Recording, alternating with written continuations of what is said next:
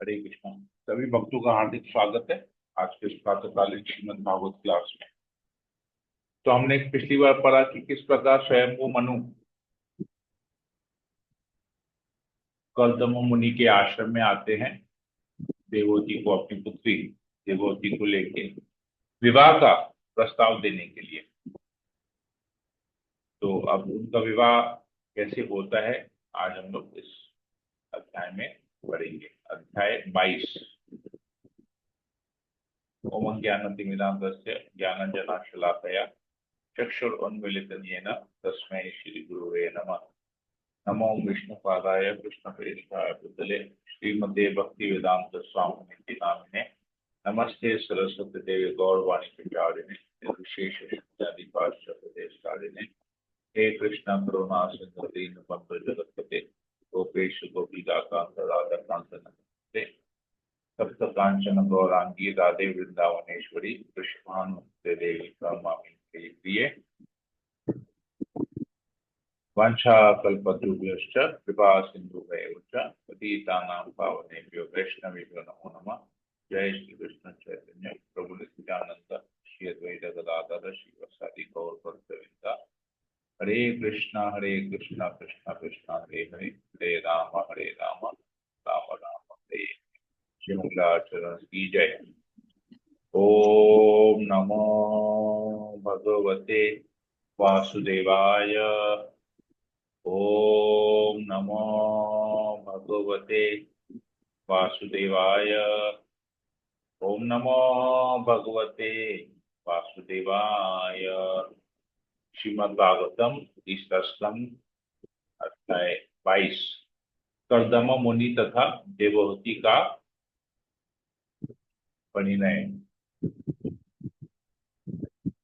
श्री मैत्र ने कहा, सम्राट के अनेक गुणों तथा कार्यों की महानता का वर्णन करने के पश्चात मुनि शांत हो गए और राजा ने संकोचवश उन्हें इस प्रकार से संबोधित किया। मनु ने कहा, वेद स्वरूप ब्रह्मा ने वैदिक ज्ञान के विस्तार हेतु अपने मुख से आप जैसे ब्राह्मणों को उत्पन्न किया है, जो तप ज्ञान तथा योग से युक्त और इंद्र तृप्ति से विमुक्त हैं। ब्राह्मणों की रक्षा के लिए सहस्त्र पाद विराट पुरुष ने हम क्षत्रियों को अपनी सहस्त्र भुजाओं से उत्पन्न किया। अतः ब्राह्मणों को उनका हृदय और क्षत्रियों को उनकी भुजाएं कहते हैं। इसलिए ब्राह्मण तथा क्षत्रिय एक दूसरे की ओर साथ ही स्वयं की रक्षा करते हैं। कार्य कारण रूप तथा निर्विकार होकर भगवान स्वयं एक दूसरे के माध्यम से उनकी रक्षा करते हैं। अब आपके दर्शन मात्र से मेरे सारे संदेह दूर हो चुके हैं, क्योंकि आपने कृपा पूर्वक अपनी प्रजा की रक्षा के लिए उत्सुक राजा के कर्तव्य की सुस्पष्ट व्याख्या की है। यह मेरा सौभाग्य है कि मुझे अपने आपके दर्शन हो सके, क्योंकि जिन लोगों ने अपने मन तथा इंद्रियों को वश में नहीं किया, उन्होंने आपके दर्शन दुर्लभ हैं। मैं आपके चरणों की धूलि को शीर से स्पर्श करके और भी कृत्य हुआ हूं।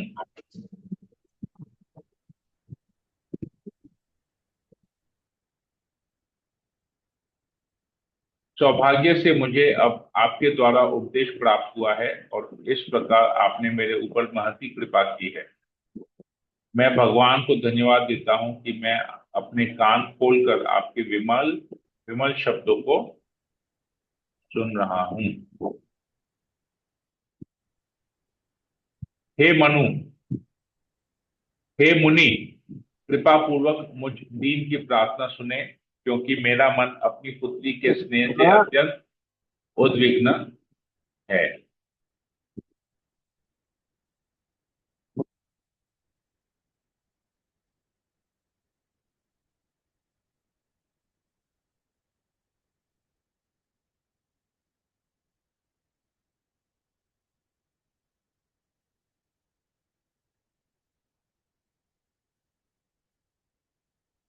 मेरी पुत्री प्रियव्रत तथा उत्तानपाद की बहन है। वह आयु, शील, गुण आदि में अपने अनुकूल पति की तलाश में है। जब से इसने नारद मुनि से आपके उत्तम चरित्र, विद्या, रूप, व्यय, आयु तथा अन्य गुणों के विषय में सुना है, तब से यह अपना मन आप में स्थिर कर चुकी है। अतः हे ब्राह्मण श्रेष्ठ, आप इसे स्वीकार करें, क्योंकि मैं इसे श्रद्धा पूर्वक अर्पित कर रहा हूं। यह सभी प्रकार से आपकी पत्नी होने और आपकी गृहस्थी के कार्यों को चलाने में सर्वथा योग्य है। स्वतः प्राप्त होने वाली भेंट का निरादर नितांत विरक्त पुरुष के लिए भी प्रशंसनीय नहीं है, फिर विषय आसक्त के लिए तो कहना ही क्या है। जो स्वतः प्राप्त भेंट का पहले अनादर करता है और बाद में कंजूस से वर मांगता है, वह अपने विस्तीर्ण यश को खो देता है और अन्यों द्वारा अवमानना से उसका मान भंग होता है। स्वयंभू मनु ने कहा, हे विद्वान, मैंने सुना है कि आप ब्याह के इच्छुक हैं। कृपया मेरे द्वारा दान में दी जाने वाली अर्पित कन्या को स्वीकार करें, क्योंकि आपने आजीवन ब्रह्मचर्य का व्रत नहीं ले रखा है। तो यहां तक राजा उससे, स्वयंभू मनु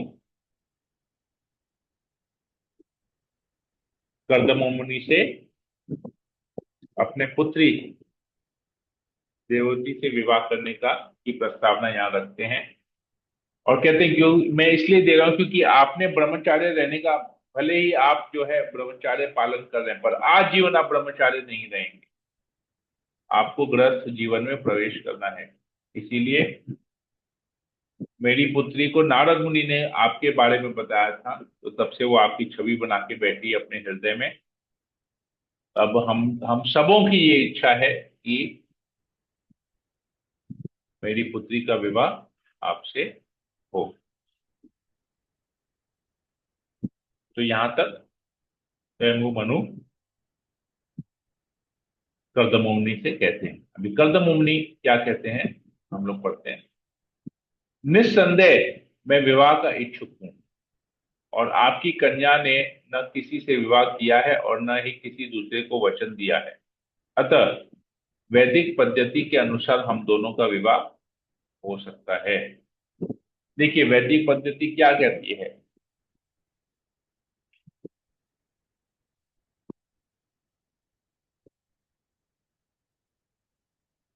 कि स्त्री को एक ही पुरुष से विवाह करना चाहिए, और ये भी कहती है कि किसी दूसरे से प्रेम और किसी एक से प्रेम और दूसरे से विवाह ऐसा भी नहीं होना चाहिए। ठीक है, तो ये वैदिक चीज कहती है। आप अपनी पुत्री की वेदों द्वारा स्वीकृत विवाह इच्छा की पूर्ति करें। उसको कौन नहीं ग्रहण करना चाहेगा। वह इतनी सुंदर है कि उसकी शारीरिक कांति ही उसके आभूषणों की सुंदरता को मात कर रही है। तो कहते हैं कि इतनी सुंदर है कि जो वो जो आभूषण पहनी है वो भी फीके पड़ जा रहे हैं। लोग क्या करते हैं, श्रृंगार करते हैं अपने आप को सुंदर बनाने के लिए, पर ये इतनी पहले से ही इतनी सुंदर है, इसको आभूषण की जरूरत नहीं है। इसकी सुंदरता की तुलना में इसकी जो आभूषण है वो उल्टा कम सुंदर है, ये ज्यादा सुंदर है।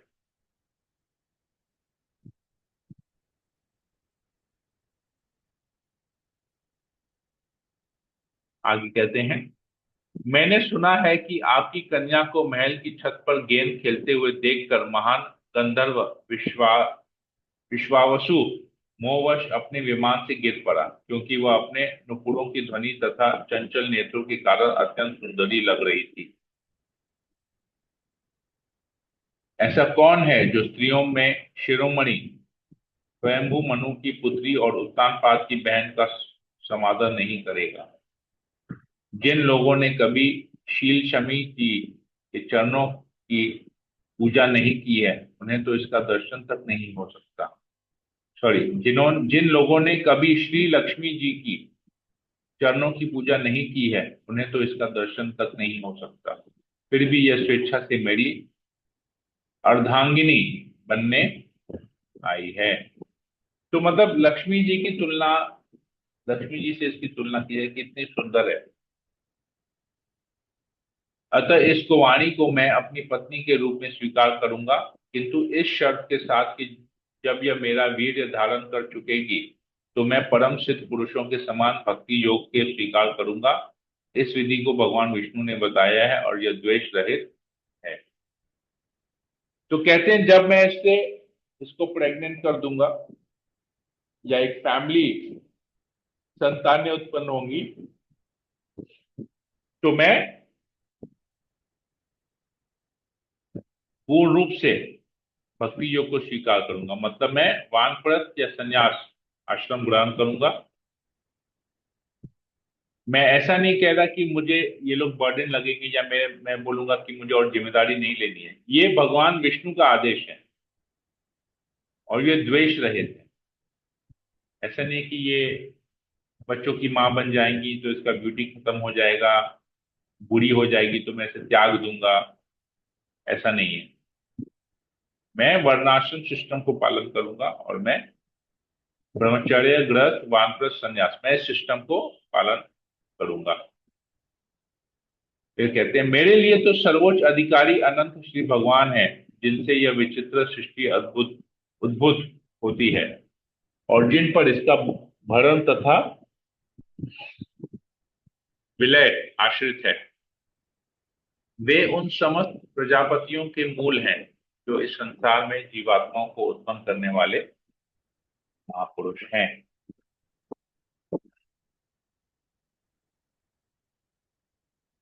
मैत्रेय ने कहा, हे योद्धा विदुर, कर्दम मुनि ने केवल इतना ही कहा और कमल नाभ पूज्य भगवान विष्णु का चिंतन करते हुए वह मौन हो गए। वे उसी मौन में हंस पड़े जिससे उनके मुखमंडल पर देवती आकृष्ट हो गई और वह मुनि का ध्यान करने लगी।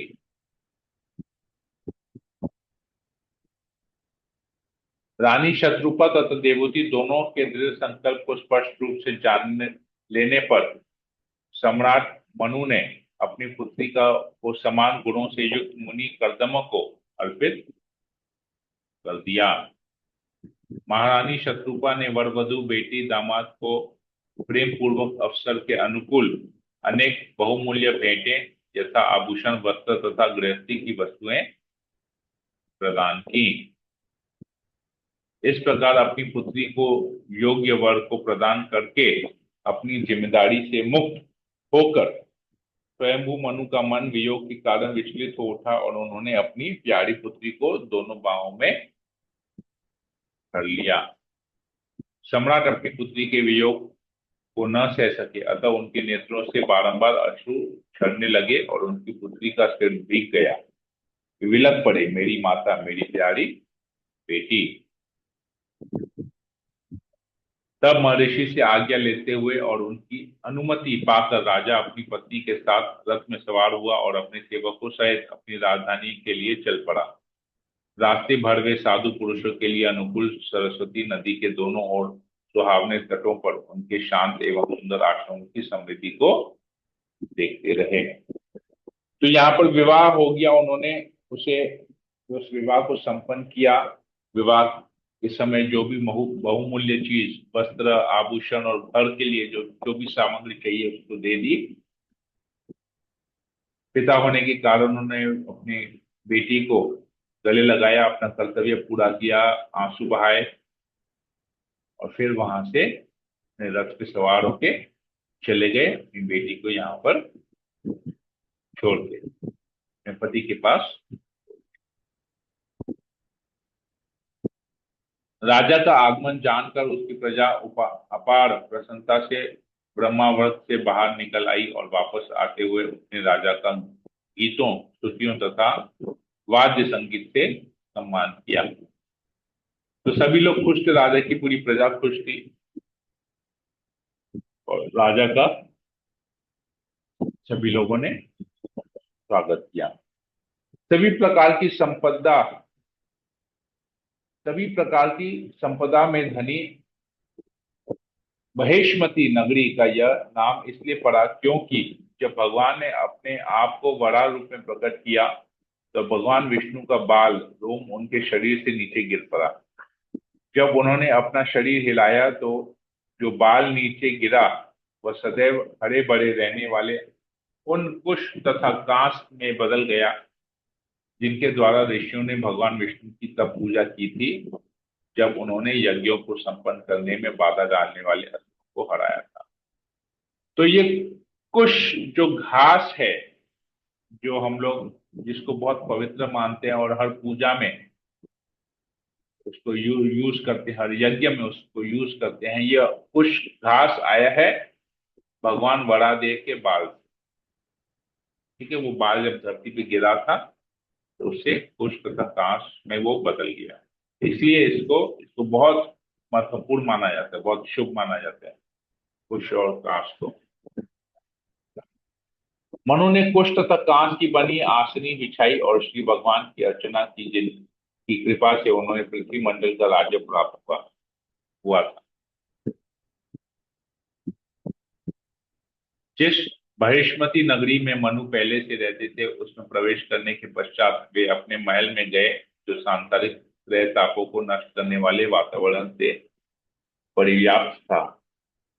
तो वहां पर आदि भौतिक, आदि दैविक, आध्यात्मिक क्लेश नहीं थे। जहां पर स्वयंभू मनु रहते थे, महिष्मती नगरी, वहां पर ये तीन ताप नहीं थे। स्वयंभू मनु अपनी पत्नी तथा प्रजा सहित जीवन का आनंद उठाते रहे और उन्होंने धर्म के विरुद्ध अवांछित नियमों से विचलित हुए बिना अपनी इच्छाओं की पूर्ति की। गंधर्व गण अपनी भायाणों सहित सम्राट की कीर्ति का गान करते और सम्राट प्रतिदिन उषा काल में अत्यंत प्रेम भाव से पूर्ण पुरुषोत्तम भगवान की लीलाओं का श्रवण करते थे।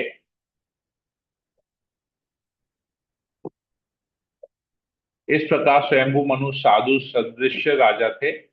भौतिक सुख में लिप्त रहकर भी वे निम्न कोटि के जीवन की ओर आकृष्ट नहीं थे क्योंकि वे निरंतर कृष्ण भावनामृत के वातावरण में भौतिक सुख का भोग कर रहे थे।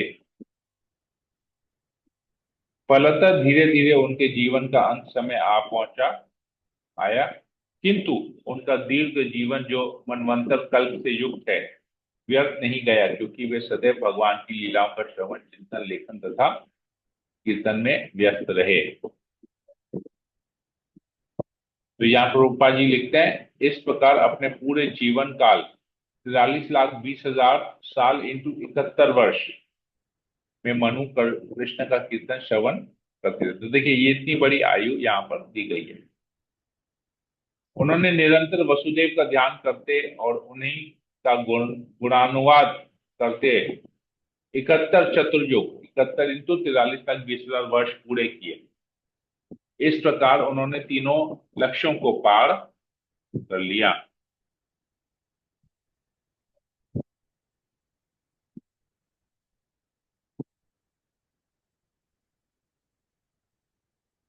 अतः हे विदुर, जो व्यक्ति भगवान कृष्ण के शरणागत है, भला वे किस प्रकार शरीर, मन, प्रकृति, अन्य मनुष्यों तथा जीवित प्राणियों से संबंधित कष्टों में पड़ सकते हैं।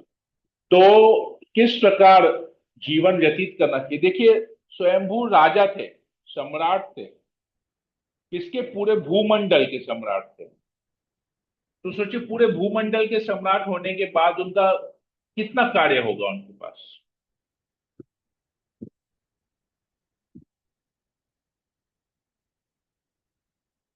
कोई गैस कर सकता है कि पूरे भूमंडल का सम्राट होने पर उस सम्राट को कितने कार्य करने होंगे।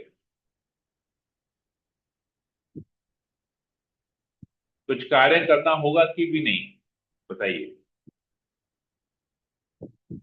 हरे कृष्णा प्रभु जी, दंडोत प्रणाम। प्रभु जी करना होगा, बहुत ज्यादा जिम्मेदारी उनको होगा। पूरे भूमंडल का सम्राट, मतलब असंख्य पॉपुलेशन होगा वहां पर। ठीक है?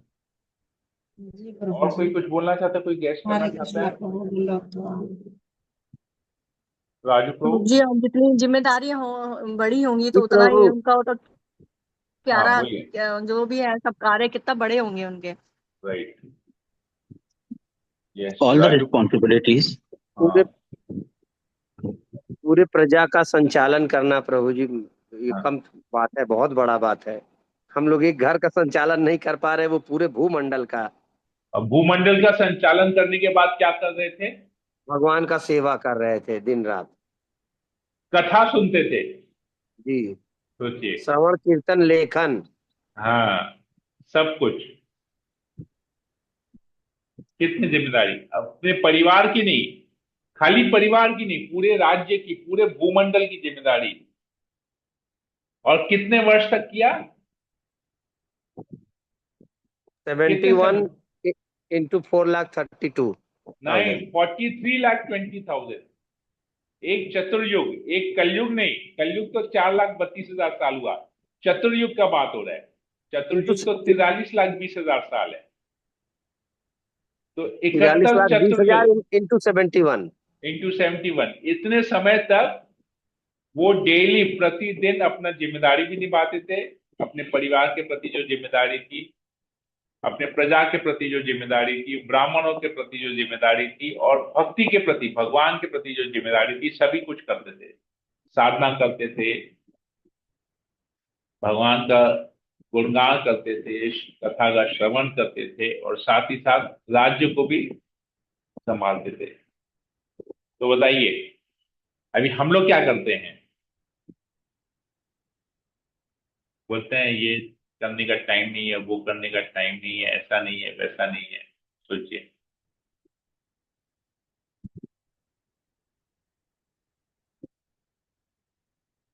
है समय है कि नहीं है, बताइए। नहीं मिल जब एक पाता नहीं प्रभु। जब है। एक नहीं कैसे है नहीं मिल प्रभु। पाता है? मैं वही बोल रहा हूं ना, जब एक राजा को समय है तो हमको समय क्यों नहीं है? क्या प्रभु राजा जी से ज्यादा जिम्मेदारी हमारे पास है? वो पूर्ण शरणागत थे प्रभु जी, हम लोग यही शरणागत नहीं हो पा रहे हैं, इसलिए हमारे पास समय नहीं निकल रहा है। समय शरणागत के लिए समय नहीं निकल रहा है, सोचिए। या हरे समय नहीं है कृष्णा इसलिए शरणागत नहीं हो पा रहे? बताइए, क्या है अभी भी तक? प्रभु शरणागत आजकल नहीं है इसलिए समय नहीं है, कि समय नहीं है इसलिए शरणागत नहीं है? नहीं। बताइए। क्या हरे कृष्ण हालत है? प्रभु जी दंडोत प्रणाम। प्रभु जब हम बोलिए। भक्ति में बहुत ज्यादा प्रोग्रेस हो जाएंगे ना, हम उसमें डूब जाएंगे ना, तो अपने आप अरे तो टाइम निकल डूबने, जाएगा। राजू प्रभु तो बोल रहे हैं, डूबने के लिए तो समय नहीं है। नहीं, जब हम लोग डूब जाएंगे ना तो बस तब उस तब अरे कोई काम हम लोग को नजर नहीं आएगा। मेन काम, मैं तो मेन वही काम बोल हम रहा लोग हूं को कि करना ही डूबने होगा। के लिए तो समय नहीं है। भक्ति में डूबने के लिए तो समय नहीं है, प्रॉब्लम तो जब वही है। जब हम लोग पेवर एकदम हो जाएंगे, तब डूबना एकदम डूब जाएंगे, तब हम लोग को कोई काम में प्रभु मन ही नहीं प्रभु लगेगा। सांसारिक तब काम सिर्फ इतना हो भक्ति और गया है। भक्ति। नहीं नहीं, बात तो काम में मन लगने का नहीं है। इधर के राजा अपना कार्य छोड़ के भक्ति कर रहे थे क्या? प्रॉब्लम हम लोग का यही है। ये प्रॉब्लम का जड़ है कि हमको लगता है कि भक्ति करने के लिए हमको सारे कार्यों को छोड़ देना पड़ेगा। राजा ने कार्य छोड़े क्या? राजा ने कौन सा कार्य त्यागा भक्ति करने के लिए? नन। नहीं, तो सारी जिम्मेदारी हम क्यों निभाते ऐसा हुए। सोचते हैं कि हमको अपने कार्यों को त्यागना पड़ेगा भक्ति करने के लिए? बताइए, हम क्यों ऐसा सोचते हैं कि जब भक्ति नहीं में पूर्ण हो जाएंगे सब कुछ छोड़ देंगे, या सब कुछ छोड़ देंगे भक्ति में पूर्ण रूप हो जाएंगे? हमको क्या जिम्मेदारी छोड़ना है? नहीं, सब ऐसा कौन सा जिम्मेदारियां जिम्मेदारी निभाते है जो हुए। हमको भगवान के प्रति शरणागत होने में रोक रहा है? बताइए।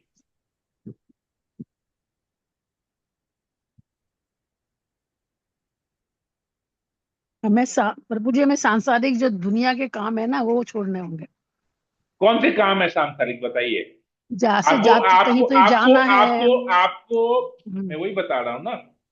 देखिए चलिए, अच्छा आप बोलिए, आपकी सांसारिक काम बोलिए, मैं बताता हूँ आपको उसके बाद। मतलब अपने जो अपने प्रभु जी जो हमें करने हैं दायित्व हैं, वो तो हमें करने ही है जरूर, हाँ तो वही तो जो पूछ रहा हमारी हूँ, क्या जिम्मेदारी दायित्व करना है? जैसे तो दायित्व, नहीं अब दायित्व तो कोई बता ही नहीं पा रहा है, खाली बोले दायित्व करना, दायित्व नहीं, करना, बच्चों की दायित्व करना। जिम्मेदारी है, उनको उनको अच्छा, उनको उनको सेटल करना है, ये सब है जिम्मेदारी। हाँ, क्या घर सेटल को करना है देखना है। बच्चों को बताइए? घर में क्या देखना है? दीवालों को देखना है, नहीं रंग रोगन देखना है, फर्नीचर देखना है, क्या देखना है नहीं नहीं घर में? बाबू जी, भोजन बनाना है, भगवान को प्रसाद लगाना है, भगवान को और तो प्रसाद कुछ नहीं। लगाते हैं ऐसा? भोग लगाते हैं जो भगवान को हम हाँ, तो भगवान को प्रसाद कौन लगाता है? भोग लगाना। कौन है जो भगवान को प्रसाद लगाता है? अपना भोग खा भोग के भोग भगवान को प्रसाद, भोग भगवान लीजिए, प्रभु जी, भोग भोग मैंने भोग ले लिया, प्रभु प्रसाद आप लीजिए। देखिए, जी, ये भोग। सबसे बड़ा प्रॉब्लम है हम लोग का भक्ति का, कि हम लोग को शब्द भी हम लोग ठीक से निकाल नहीं पाते हैं। हाँ सॉरी प्रभु जी, भोग। तो हमारे जो पुत्र हैं, या हमारी जो पुत्री, या हमारे जो संतानें हैं, वो किसकी कृपा से है? भगवान की कृपा से। तब उनका देखभाल करना क्या भगवान से पृथक है, अलग है? नहीं प्रभु जी, सबसे ऊपर है वो। तब आपको संतान की जिम्मेदारी क्यों ताकनी है फिर? उनको ऐसा क्यों लगता है कि वो सेटल हो जाएंगे उसके बाद हम भक्ति करेंगे? नहीं उनको सेटल करना ही हमारा भक्ति है। नहीं कर प्रभु जी, भक्ति उनको उसके साथ सेटल साथ ही करना, करनी है। उनका सेटल करना ही हमारा भगवान के प्रति सेवा है। हम्म। अभी मैं एक छोटा सा उदाहरण देता हूं आप लोगों को। ये शायद मैंने पहले भी दिया था, फिर भी देता हूं, कि हम लोग भूल जा रहे हैं, अल्प बुद्धि है इसलिए हम भूल जा रहे हैं। अभी हाल ही में युद्ध हुआ था, युद्ध के जैसी परिस्थिति भी आई थी, और हल्का फुल्का युद्ध भी हुआ था, ठीक है? तो उसमें कुछ हमारे देश के कुछ वीर योद्धा ऐसे थे, जो कि हवाई जहाज लेके दुश्मन के पास जाके उनको वहां पर सब बम गिरा के आ गए, ठीक है? तो उन्होंने क्या किया? देश के प्रति अपना कर्तव्य निभाया, राइट? यस निभाया कि नहीं निभाया? सब लोग बोलिए हाँ या ना। यस यस प्रभु जी, मतलब बस गिरा के आ गए तो देश के हाँ, प्रति अपना ठीक कर्तव्य है। निभाया। और कोई कुछ बोलना चाहता है? किसी को ऐसा लगता है कि उन्होंने कर्तव्य नहीं किया अपना पूरा? नहीं, कर्तव्य पूरा किया था हम लोग प्रभु ने। ठीक है। उनका जो कर्तव्य था, उनको जिस चीज के लिए, कहा गया था। उनको जिस चीज के लिए उस पोजीशन पे रखा गया था, उन्होंने उस अपनी जिम्मेदारी को, उस पोजीशन में रहकर अपनी जिम्मेदारी को निभाया, ठीक है? अभी उनके पीछे जो प्लानिंग था, वो प्लानिंग करने वाला भी कोई टीम था, कि ये लोग अपनी मर्जी से चले गए? क्या था? टीम था प्रभु जी। नहीं, टीम था प्रभु। तो प्लानिंग वाला टीम का काम, कार्य क्या था? वहां बैठ के प्लान बनाना, ताकि ये इतना परफेक्ट प्लान बनाना, ताकि ये लोग जाएं, वहां पर अपना कार्य करें, और किसी को, इनको हानि नहीं हो। यही प्लानिंग था ना? यस। तो उन्होंने भी अपना कर्तव्य निभाया। तो दोनों में क्या अंतर है? दोनों की सेवा में कोई फर्क है देश के प्रति? नहीं, उन्होंने भी किसी को लगता प्लानिंग है कि किया दोनों प्रभु के, जी। दोनों की सेवा देश के प्रति कोई ज्यादा है, कोई कम है? ऐसा है क्या? नहीं प्रभु, दोनों जन का नहीं, बराबर ही है। हाँ। अभी चलिए एक और उदाहरण, इसी में एक और चीज जोड़ते हैं। आज इनका जब मीटिंग हुआ होगा, जब प्लानिंग का मीटिंग हुआ होगा, तो उस प्लानिंग का मीटिंग के लिए एक ऑफिस होगा। उस ऑफिस के अंदर में पूरा प्लान, लेआउट किसी ने बनाया होगा, मैप वैप बनाया होगा। वहां पर जब मीटिंग चल रहा होगा, तो किसी किसी ने पानी पिलाने का भी सेवा किया होगा, किसी ने प्रोजेक्टर चलाने का, लैपटॉप चलाने का सेवा किया होगा, किसी ने माइक साउंड सिस्टम का सेवा किया होगा। क्या उनकी सेवा, जिन्होंने ये सेवा किया, लॉजिस्टिक सेवा जिसे हम लोग कहते हैं, लॉजिस्टिक सेवा, तो क्या ये सेवा करने वाले का भी कम है क्या कुछ देश के प्रति? क्या उसने नहीं किया? क्या इसमें कोई इसने जो इन लोग ये सब अलग अलग चीज जो लॉजिस्टिक्स का सेवा किया और जो मीटिंग जिस लॉजिस्टिक्स की सेवा करने के बाद ये लोग मीटिंग कर पाए और मीटिंग करने के बाद जो लोग आक्रमण कर पाए, क्या इन तीनों की सेवा में कोई छोटा बड़ा है? नहीं प्रभु जी, प्रभु जी सभी समान है, सभी समान है। सब अपने अपने कर्तव्य निभा रहे थे। हाँ, दिमाग लगाए कोई कर्म किए, यही है। तो सभी अपने। तो अभी हमको ऐसा क्यों लगता है कि हम जब अपने बच्चों को सेटल कर लेंगे उसके बाद हम भक्ति करेंगे? हमारी बहुत सारी भौतिक जिम्मेदारियां हैं। राजा क्या इधर बता, राजा की भी तो भौतिक जिम्मेदारियां हैं, लेकिन वो भौतिक जिम्मेदारी क्या भक्ति में बाधा है? नहीं प्रभु जी, क्यों नहीं है? पर क्योंकि हमारे लिए हम तो क्यों हमारे लिए तो भौतिक जिम्मेदारी भक्ति में बाधा डाल रही है। वो हमारे अपनी इच्छा से। राइट। अब समझ में आया कि यस क्या डिफरेंस हो रहा है? अभी अपनी इच्छा। हम बहाना क्यों मार रहे हैं? ये वास्तव में नहीं है, ये बहानेबाजी है। भक्ति नहीं करने का बहाना है ये, साधना नहीं करने का बहाना है ये।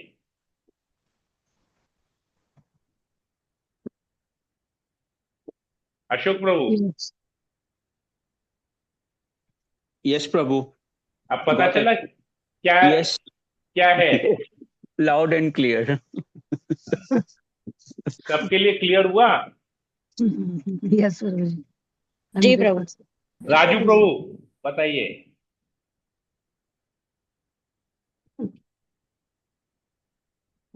राजू प्रभु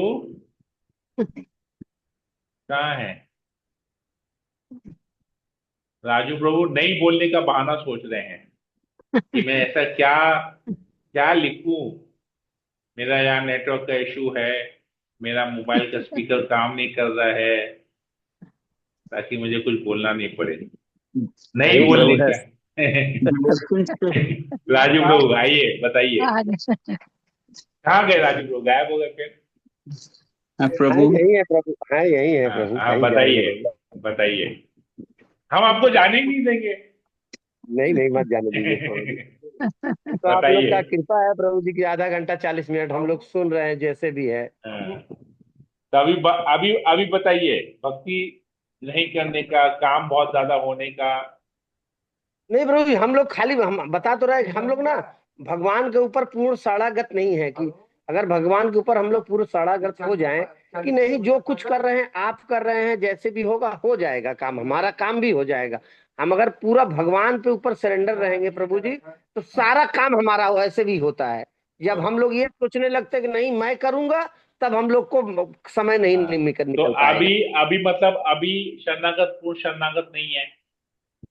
बिल्कुल प्रभु जी, अभी तो है हम लोग में अंदर में बहुत सारा ये तो है। तो क्या काम नहीं हो रहा है क्या? काम हो रहा है प्रभु जी। जब मैं सोचता हूँ कि मैं कर रहा हूँ, तब जो है हम लोग ज्यादा प्रॉब्लम में फंसते हैं। जब सोचते हैं कि नहीं चलो भगवान कर रहे हैं, भगवान के ऊपर हम डिपेंड हो जाएंगे, तो हमको लगता है कि हमारे पास सारा समय निकल जाएगा। तो मतलब हमारा भक्ति में जो बाधाएं हैं वो हमारी खुद की बनाई हुई है। बिल्कुल बिल्कुल एकदम राइट। एकदम योग प्रभु। माया। फिर हम योग माया को क्यों ला रहे हैं? योग माया तो माया से जब हटे योग तभी माया ना। योग अभी देखिए, अभी हम आपको बताते हैं। योग माया भगवान की अंतरंगा शक्ति जो हमसे भक्ति करवाती है, और महामाया भगवान की बहिरंगा शक्ति है जो हमको भक्ति से दूर लेके जाती है। ठीक है, दो प्रकार की माया है, योग माया, महामाया। योग माया आध्यात्मिक जगत में है, स्पिरिचुअल वर्ल्ड में, जो हमको भगवान के पास रखती है। महामाया भौतिक जगत में जो हमको भगवान से दूर लेके जाती है। हाँ, अभी महामाया का सेवा है हमको भगवान से दूर लेके जाना। तो क्या महामाया अपनी सेवा ठीक से कर रही है कि नहीं कर रही है? वो तो कर ही नहीं है। ये प्रभु। और हमारा काम क्या है? भगवान की भक्ति करना। तो हम क्या अपना सेवा ठीक से कर रहे हैं कि नहीं? बताइए। हम ही लोग अपना काम नहीं ठीक से कर रहे हैं प्रभु। हाँ, तो फिर माया को क्यों दोष देते हैं? नहीं नहीं, दोष देना गलत है। माया का क्या गलती है? माया का हाँ तो भगवान जो जिम्मेदारी दी है वो अपना काम कर रही है, हम लोग हाँ। नहीं कर रहे हैं, हम लोग अपने इच्छा से नहीं कर रहे हैं। और साथ ही साथ महामाया को भगवान ने एक और जिम्मेदारी दी है कि अगर कोई व्यक्ति भक्ति करता है, अच्छी तरह से भक्ति करता है, मेरे प्रति पूर्ण शरणागत होता है, तो तुम उसे अपने बंधन से मुक्त करके मेरे पास भेजोगी। भगवान का ये यस आदेश है। प्रभु, ये यस प्रभु, ये यस। ब्रह्म संहिता में आता है। ये ब्रह्म संहिता में श्री भक्ति सिद्धांत सरस्वती ठाकुर लिखते हैं ये बात,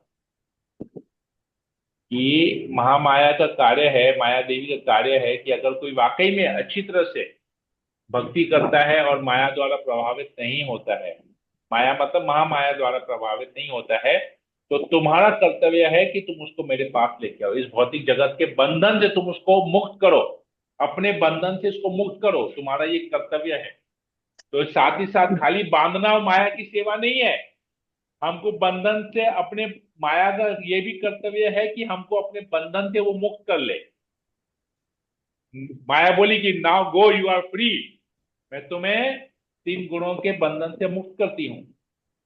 माया का ये भी सेवा है, ये हमको समझना पड़ेगा। ठीक है, तो आगे पढ़ते हैं हम लोग, कंटिन्यू करके इस अध्याय को कुछ ही श्लोक बाकी हम कंप्लीट कर लेते हैं। अतः हे विदुर, जो व्यक्ति भगवान कृष्ण के शरणागत हैं, भला वे किस प्रकार शरीर, मन, प्रकृति, अन्य मनुष्यों तथा जीवित प्राणियों से संबंधित कष्टों में पड़ सकते हैं। तो वो नहीं पड़ेगा किसी कष्ट में, शरीर के कष्ट में नहीं पड़ेगा, मन के कष्ट में नहीं पड़ेगा, प्रकृति के कष्ट में नहीं पड़ेगा, अन्य मनुष्यों तथा जीवित प्राणियों के संबंध से जो भी कष्ट है, परिवार से, दूसरों से जो भी कष्ट मिले, वो नहीं पड़ेगा उस कष्ट में, जो शरणागत होगा। तो हमको अगर कष्टों से, हमको ये भौतिक चीजें जो परेशान करी, जो हमारी भौतिक चीजें, हम एक्सक्यूज दे रहे बहाना कि ये काम है, वो काम है, वो काम है, वो काम नहीं है, वो एक्चुअली में कष्ट है। लेकिन अगर हम भक्ति ठीक से करेंगे तो वो कष्ट हमको जो अभी काम लग रहे हैं कि ये कार्य है हमको करना है, जिम्मेदारी है, वो एक्चुअली में कष्ट है। वो कष्ट से हम, वो जिम्मेदारी से हम मुक्त हो जाएंगे। क्यों? क्योंकि कार्य जब अपने आप होने लगेगा तो वो कार्य हमको कष्ट नहीं लगेगा, बहुत आसानी से होने लगेगा तो फिर कष्ट नहीं लगेगा। अभी बहुत डिफिकल्ट है, बहुत मेहनत करना पड़ रहा है, इसलिए हमको कष्ट लग रहा है। मेहनत इसलिए करना पड़ा क्योंकि हम भक्ति नहीं कर रहे हैं। ठीक है, तो ये इसका मतलब है। आगे कहते हैं, कुछ मुनियों के पूछे जाने पर उन्होंने, स्वयंभू मनु ने, समस्त जीवों पर दया करके मनुष्य को के सामान्य पवित्र कर्तव्यों तथा वर्णों और आश्रमों का उपदेश दिया। तो मैंने तुमसे आदि सम्राट स्वयंभू मनु के अद्भुत चरित्र का वर्णन किया, उनकी ख्याति वर्णन के योग्य है। अब ध्यान से उनकी पुत्र देवती के अभ्युदय का वर्णन सुनो। अभी देवती और कर्दम मुनि का जो मैरिज लाइफ है उसके बारे में, जो लोग गृहस्थ जीवन बिताते हैं उनके बारे में हम लोग फिर आगे पढ़ेंगे। इस प्रकार श्रीमद् भागवत तृतीय स्कंद के अंतर्गत कर्दम मुनि तथा देवती का परिणय नामक 22वें अध्याय के भक्ति वेदांत तात्पर्य पूर्ण हुए। हरे कृष्णा। ओके, किसी को कोई प्रश्न है पूछ सकते हैं, कुछ कमेंट है बोल सकते हैं।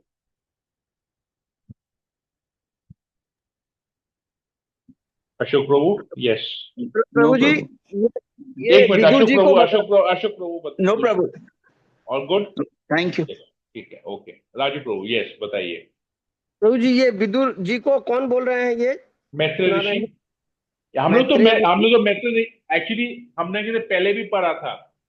सबसे पहला है कि नैमिषारण्य में सौनक आदि ऋषि सूत गोस्वामी से भागवत कथा सुनना चाहते हैं। ठीक है, अब सूत गोस्वामी भागवत में क्या बता रहे हैं कि परीक्षित महाराज को ये भागवत कथा सुखदेव गोस्वामी सुना रहे हैं। मैं वही आपको बोल रहा हूं। अब सुखदेव गोस्वामी परीक्षित महाराज को बता रहे हैं कि मैत्रेय और विदुर के बीच में ये संवाद हुआ। यस प्रभु। और मैत्रेय और विदुर का संवाद अभी हम पढ़ रहे हैं। ठीक है, समझ में आया? क्लियर हुआ? यस प्रभु, एकदम। और मैत्रेय और विदुर के बीच में संवाद क्या है? राजा स्वयंभू मनु और कर्दम मुनि का संवाद। समझ में आया? एक स्टोरी के अंदर में स्टोरी, स्टोरी के अंदर में स्टोरी, स्टोरी के अंदर में स्टोरी। जी प्रभु। ठीक है, यस प्रभु। ओके, और कुछ किसी को कुछ पूछना है?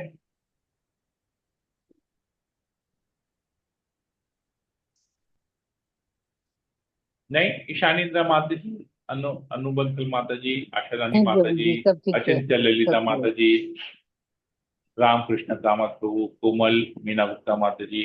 ओके, और कौन है? विनीता सबननी माता जी, उमा गुप्ता माता जी। ठीक है, ठीक है, सबको सब कुछ क्लियर है, तो सेशन को यहीं एंड करते हैं। हरे हरे कृष्णा प्रभु जी। कृष्णा।